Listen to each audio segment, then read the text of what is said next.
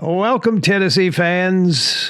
It is I, Rocket Man, and my pronouns are sick chickens.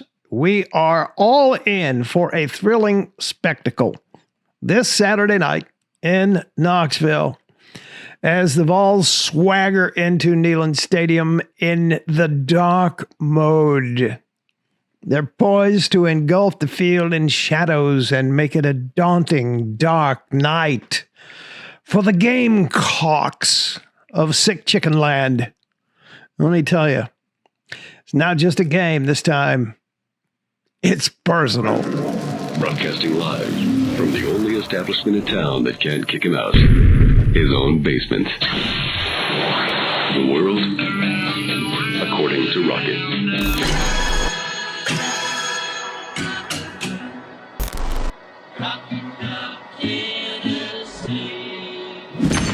And, okay, given the extensive analysis and context, the matchup this weekend, South Carolina and Tennessee, will be a crucial one for the Tennessee football team. A blend of statistics, obviously, past encounters, and emotional components, setting the stage for one hell of a football game. I got to tell you, I'm going to get right to it. No fluff today. The probable outcome, given everything that I have looked at, and I promise you I have looked at every metric possible concerning this game. Tennessee has the advantage going into this game, particularly, obviously, home field and the revenge motive factor that's in play here. One thing that's troubling, and I've said this a number of times, the on-fire performance of the Sick Chickens quarterback, Spencer Rattlesnake.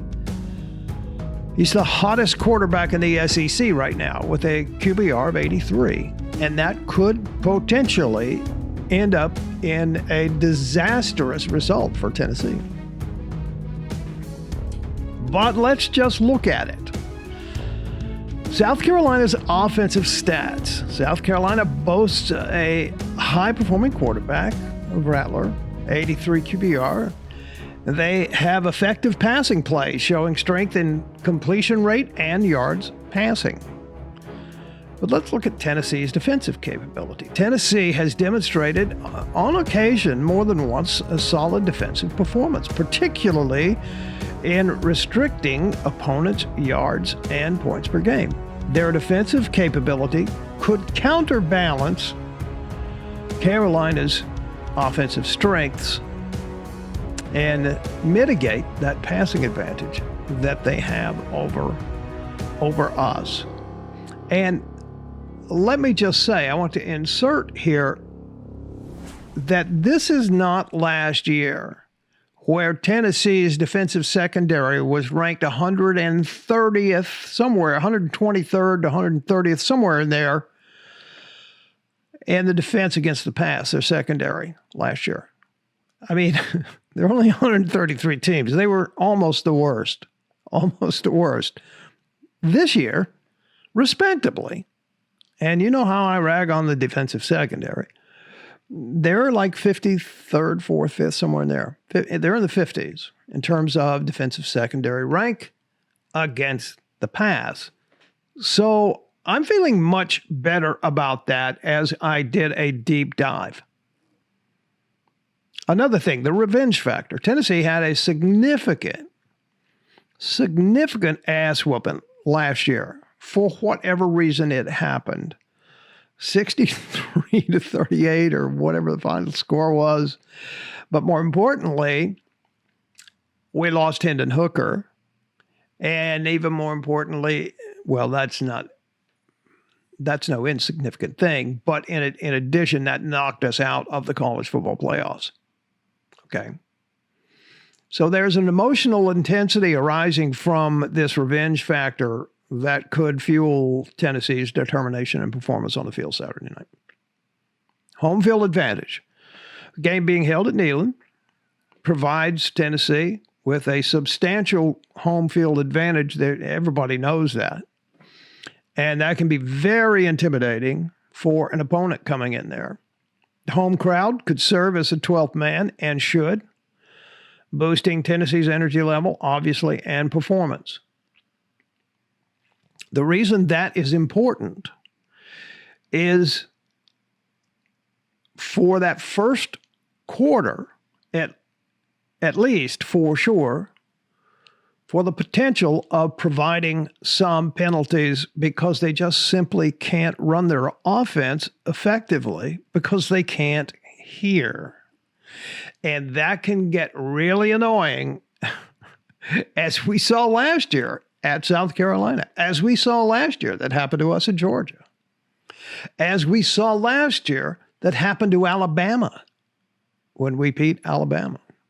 So that's really going to be an important part of this game. Having said that, South Carolina hasn't been very susceptible to incurring penalties and penalty yards per game. So that's something to be considered. So Vol Nation, show up, be loud, be obnoxious, and break their rhythm and impact them.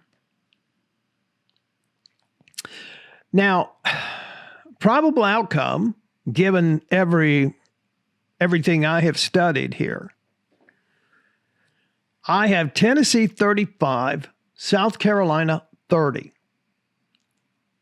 A lot of people say, we're going to kick their ass. I hope we kick their ass. That'd be terrific. But I think it's going to be a close game, and I think it may even go to overtime. The possibility that exists. Tennessee 35, South Carolina 30. Now, here's the elephant in the room. Is Joe Milton hurt? You've all been hearing what's been going on this week. They saw him at the doctor getting an MRI. Somebody got a picture of that, right? Is he hurt? Well, they're not saying. They say he's fine. But they use language that is kind of makes you think, right? We anticipate him being okay. That's what Coach Heupel said. We anticipate him moving forward, being with us this week, and we anticipate him. It's not, hell yeah, he's playing. What's the matter wrong with you? You're not saying that. We anticipate him playing. So, you don't really know what that means. I really don't know why they bother having a press conference, because they don't say crap. I don't like that. Now, let's just have a look at that. What does that mean? If he can't play, or he's tender, he gets hurt more, what's going to have to happen? Well, Nico is listed the number 2 quarterback at the University of Tennessee tackle football team. In my opinion, that is a rough place to be, seeing as how he hadn't been in very much. Which is why I have been screaming all year long to put him in and let him play if he's the backup when we could. He should have played most of that Austin Peay game, for crying out loud. Should have played last week more than he did. So now we're in a situation where Joe Milton is questionable, or we anticipate him playing. Do we anticipate him playing at the level that he's played at? Is it going to be better? Is it going to be worse? Now we're in a situation where we may have to rely on a guy who hasn't gotten any reps under live fire, any significant reps.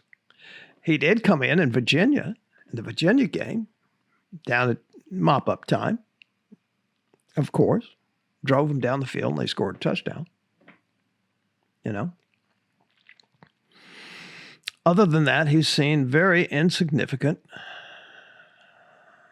play. So there's that. And what does that mean?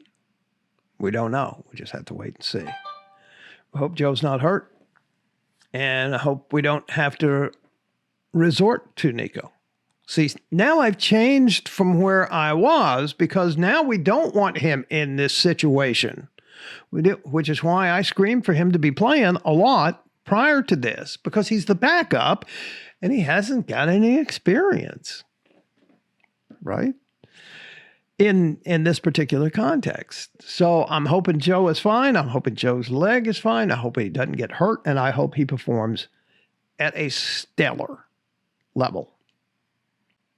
So here is my argument for 35-30. South Carolina has a stronger passing game than we do up until this point. They've just been more effective. So this theoretically could result in multiple scoring opportunities for them. Tennessee, on the other hand, showcases very solid defensive capabilities, particularly running the football. Gosh, I hope we see more of Dylan Sampson. How about you? We've got a higher average of yards per rush and rushing yards per game. Defensive strengths. South Carolina's defense is statistically weaker, allowing more yards and points per game, which could offer Tennessee more scoring opportunities. Something that's interesting, South Carolina's kicking game is pretty good. 100% field goal conversion rate. That's interesting. And in a tight game, in an overtime game, that could come in handy. Tennessee's red zone conversion rates are also impressive, potentially allowing them to make the most of their scoring opportunities. So it's really setting up to be an awesome game. It really is. So that's what I have. 35-30, Tennessee over the Sick Chickens. That's my predictive score. And that's derived from statistical data alone and does not account for real-world uncertainties, emotional factors, or game day dynamics. And we saw all three of those things last year, right? Real-world uncertainties. There was a fight in our locker room. There's an argument about whether it was a couple of days before the game or 5 days a week before the game, but there was a fight in our locker room amongst our players. The emotional factors, when you looked at them on the field, Coach Heupel, I felt so horrible for him last year when things were going so badly for him at South Carolina. And the defensive secondary just stopped. They just quit playing and let I mean, I've never seen such an emotional thing going on the field before, ever. And then the game day dynamics that you never see coming. We lost Hendon Hooker. Took a bad step, tore his knee up. Still ain't quite right. So all of those things have a huge, huge effect on the actual game outcome.